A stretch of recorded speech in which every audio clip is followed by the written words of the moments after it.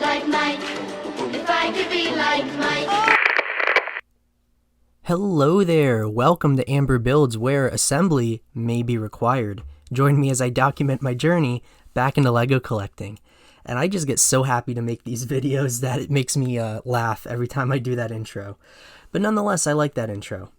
So today what I wanted to show you was one of my first complete MOCs that I made in LEGO Stud.io, which is a free program you can download from Bricklink's website. Not sponsored. Anyways, if any of you have seen my introductory video for the channel, you might remember about me saying I am a big sneaker fan as well as LEGO, and I was kind of passing the torch from sneaker collecting back into LEGO collecting. Well, there's no reason I can't be a fan of both, right? So this is me yet again crossing my two beloved passions into one thing. Now, the Jordan 1 silhouette is one of the most iconic sneakers. Whether you're into collecting or if you're a fan of Jordan, this is just a shoe that many people love. It's very popular in streetwear, and it really hasn't lost its appeal over the about 40 years that it's existed. So what I wanted to do was I wanted to make my own version of that in Stud.io. And as you can see here, this is its side profile. I think I did a good job getting the overall shape down. I wanted to make sure I get the curve from the more flat toe all the way up to the top. And then one thing I'm very proud of is how I did the heel there. Because Jordan 1s, they have leather that overlap each other in different parts of the shoe. And I did two different techniques to represent that here. On the side here, to represent that back piece of leather, what I did was I used this slope piece, and then right across from it, I used a 1x1 plate and an inverted slope piece. Just so that I can more easily get that curved shape that it has. Now, one thing I'm noticing here is I might want to change that blue just to keep I actually really like that. I'm going to change it on the other side too. So that's how I got the curved on the back heel leather. And then there's kind of this little break in the middle here, and there's this little blue patch of leather that really the swoosh is what meets at that little overlap on the back there. But to represent it, I just used a 1x2 plate, and then this is black tile pieces because there is no curved plate like that. I use lots of these curved pieces here to get the shape down. And one thing that in the initial stages of designing this that I kept going back and forth on was designing it to be anatomically correct to a certain left or right foot by having a little curve in here. And I experimented with that, and ultimately I just had a more enjoyable time building it the way I ended up building it here.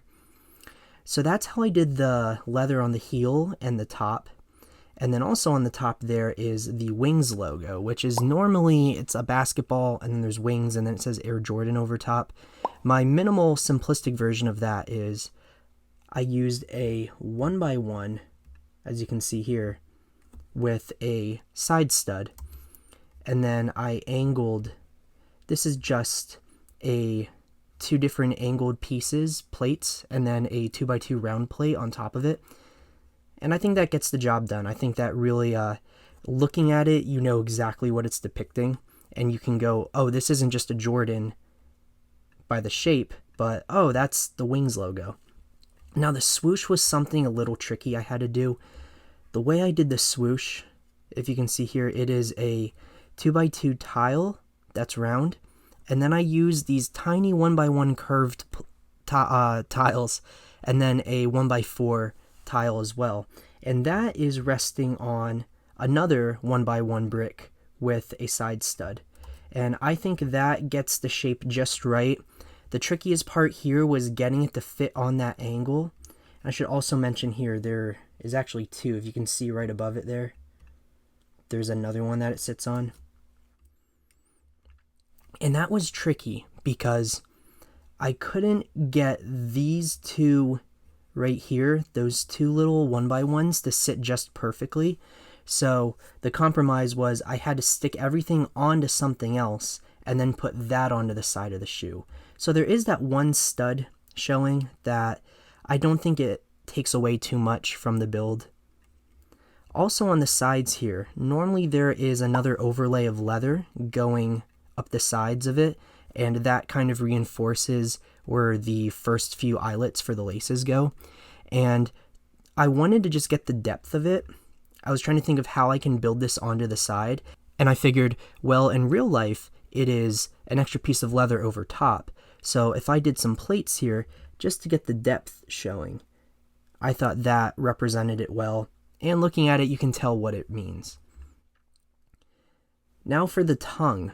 What I had to do for the tongue was I used hinge plates underneath the toe here. And with that, I have it hinging up this way, and then another part of it hinging up this way. And for the laces, I tried doing a whole bunch of different things. I tried using these flexible pieces here, but I was not the biggest fan of that piece. Mostly because, one, they're kind of expensive for what they are, if I ever wanted to buy the pieces to build this in real life. And two, it would have to stick on kind of awkwardly unless I really redid the whole sides of it. So I decided to ditch that. And instead what I did was I just went with regular 1x4 tiles because they go the length of it, and I think the way they stick up from the plate they're on, it definitely looks like laces. It looks like they're just straight lace going straight across from each other, which I don't think many people actually wear their Jordans that way. It is a cool look if you ever lace them that way, but I think it gets the job done here. And then going up here, I was thinking of how I could do the loop, and I figured for this to be a really minimal MOC, I don't need to do the loop. I have these two 1x3 tiles stuck on there using 1x2 jumpers, and I think it definitely gets the message across that these are going to be the laces hanging down. Now, stud.io, when you're putting things at angles like that, it can get tricky and it can be time consuming just to rearrange something slightly. So what I'm thinking is, in real life, if I were to build this, I would probably fix the tongue, prop it up a little bit more, and have the laces hang off the sides a little bit more. There just really isn't a way to do it here without it getting a little frustrating. But for the purpose of seeing what this would look like, I think it did a good job. And then at the top, Jordan 1s famously have the little Nike Air logo at the top here. And what I did instead was I used two 1x2 one stud jumpers, and I put a 1x3 there. And that is to represent how usually the color is of the sneaker is in the font that's on top of the color of the tongue, and it's perfectly centered. So that's why I use the jumpers. And I used some smooth tiles on the back here just to really round out the shape. I thought of capping the top here. I'm not sure if I'm going to or not. And one thing I realized that I'm going to have to fix up is throughout this, I think I accidentally used the bricks where it's modified with a stud on both sides of it. Or sometimes I just use that brick as a stand-in for a regular 1x1. I'm gonna have to edit this and put in the regular bricks. But overall, as it stands now, with maybe a couple slight modifications, this should be 141 pieces.